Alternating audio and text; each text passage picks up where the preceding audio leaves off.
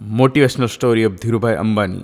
बड़ा सोचो, जल्दी सोचो और आगे की सोचो, क्योंकि विचारों पर किसी का भी अधिकार नहीं है, ऐसा कहना है धीरूभाई अंबानी का, जिन्होंने एक साधारण परिवार से दुनिया के सबसे अमीर इंसानों में से एक होने का संघर्ष भरा रास्ता तय किया। बहुत कम लोग जानते होंगे कि धीरूभाई का वास्तविक नाम धीरजलाल हरिलाल अंबानी है, जिन्होंने 1966 में रिलायंस टेक्सटाइल की स्थापना की। लेकिन एक समय ऐसा भी था जब धीरूभाई अंबानी ने 300 रुपये वेतन से काम किया, लेकिन जब उन्होंने दुनिया को अलविदा कहा तब उनकी कुल संपत्ति 62,000 करोड़ रुपये से भी ज़्यादा थी।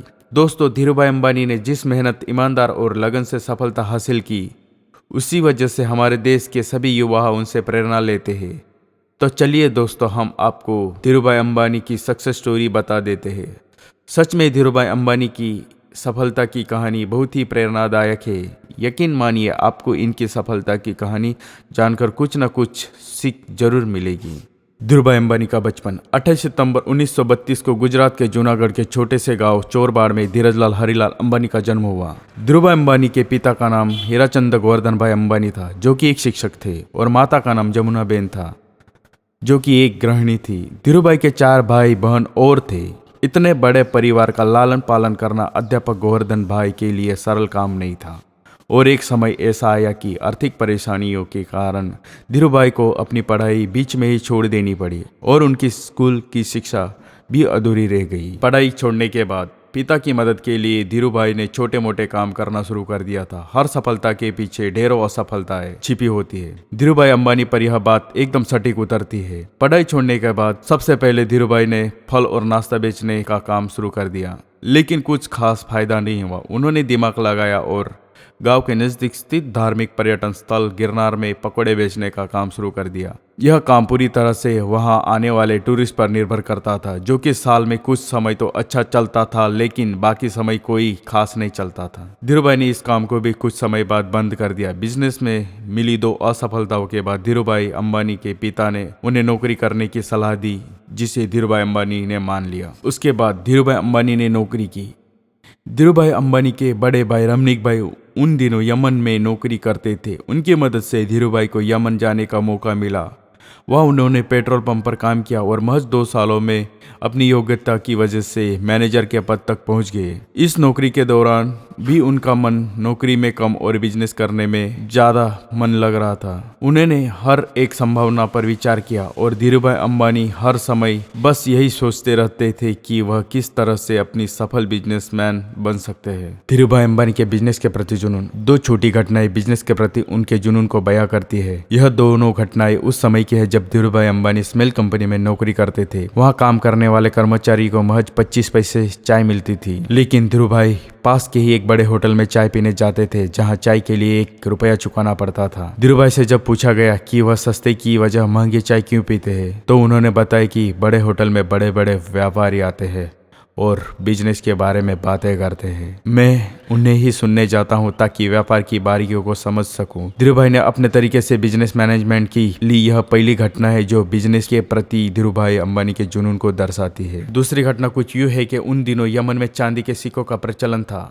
धीरूभाई को एहसास हुआ था कि इन सिक्कों की चांदी का मूल्य सिक्कों के मूल्य से ज़्यादा है, और उन्होंने लंदन की एक कंपनी को इन सिक्कों को गलकर आपूर्ति करना शुरू कर दी।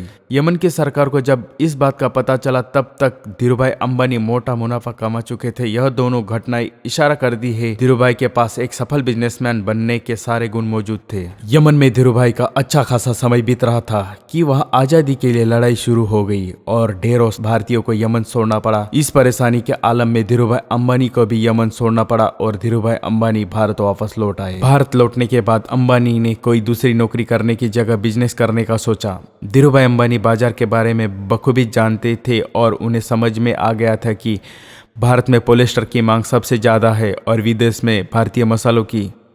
जिसके बाद बिजनेस का आइडिया उन्हें यहीं से आया, लेकिन बिजनेस शुरू करने के लिए धीरूभाई अंबानी के पास पैसों की ज़रूरत थी। धीरूभाई के पास निवेश करने के लिए बड़ी रकम नहीं थी, इसलिए उन्होंने अपने मामा त्रियंबक लाल दमनिक के साथ मसाले और शक्कर के व्यापार की शुरुआत की और यही रिलायंस कमर्शियल कॉरपोरेशन की नींव पड़ी, जिससे भारत के मसाले विदेशों में और विदेश का पॉलिस्टर भारत में बेचने की शुरुआत की। इसके बाद रिलायंस ने सूत के बारे में प्रवेश किया और यहाँ भी सफलता ने धीरूभाई अंबानी के कदम चूमे और जल्द ही वे बॉम्बे सूत व्यापारी संघ के कर्ता धर्ता बन गए। यह बिजनेस बहुत ही जोखिमों से भरा हुआ था और उनके मामा जोखिम पसंद नहीं थे, इसीलिए जल्द ही दोनों के रास्ते अलग अलग हो गए। इससे रिलायंस कंपनी पर कोई फर्क नहीं पड़ा।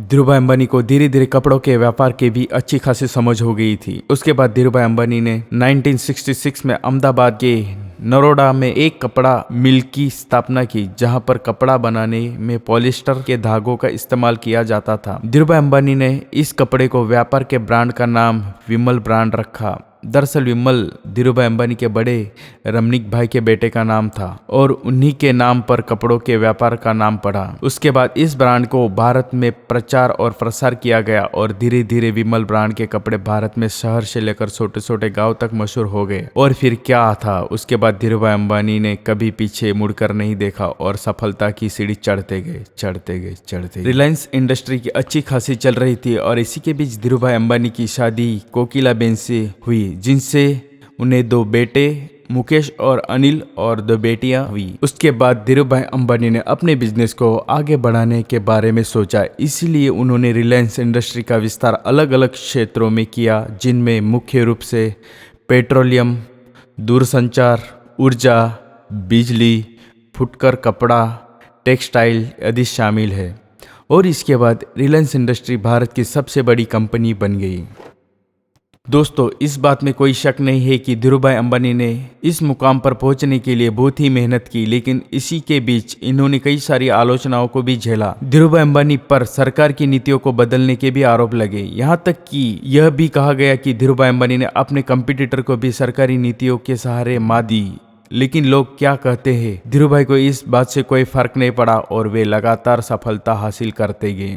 6 जुलाई 2022 को धीरूभाई अंबानी ने अंतिम सांस ली, लेकिन उनके स्वभाव और नम्रता की वजह से आज भी लोगों के दिलों में जिंदा है। धीरूभाई का कहना था, जो सपने देखने की हिम्मत करते हैं वह पूरी दुनिया को जीत सकते हैं। उनकी मृत्यु के बाद उनके बड़े बेटे मुकेश अंबानी ने सारा बिजनेस संभाल लिया और इतना ही नहीं, आज मुकेश अंबानी भारत के 10 सबसे अमीर आदमी की लिस्ट में शामिल है। दोस्तों, उम्मीद करता हूं कि आप सभी को धीरूभाई अंबानी की सक्सेस स्टोरी से जरूर कुछ सीखने को मिला होगा। तो सच में धीरूभाई अंबानी की सक्सेस स्टोरी प्रेरणादायक है, तभी तो हमारे देश के सभी युवा इनकी सक्सेस स्टोरी से सीख लेते हैं। धीरूभाई अंबानी ने न केवल रिलायंस इंडस्ट्री की शुरुआत की, बल्कि एक सफल इंसान बनकर भारत के युवाओं के लिए मिसाल कायम कर दी गई है। कौन सोच सकता था कि एक गरीब परिवार में पैदा हुआ लड़का इतना बड़ा बिजनेसमैन बन सकता है, लेकिन धीरूभाई अंबानी ने यह कर दिखाया। अगर आपको धीरूभाई अंबानी के जीवन से कुछ भी सीखने को मिला हो तो हमें कमेंट करके जरूर बताएं। अगर आप कमेंट करते हैं तो हमें अच्छा लगता है।